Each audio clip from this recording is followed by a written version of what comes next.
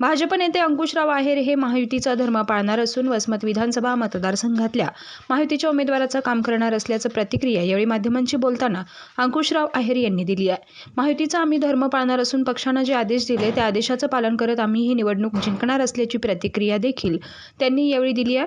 काय म्हणालेत अंकुशराव आहेर पाहूयात।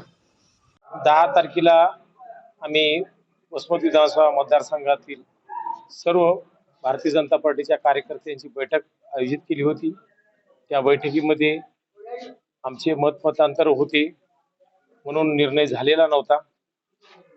मग आम्ही 15 तारखेला बैठक बोलवली।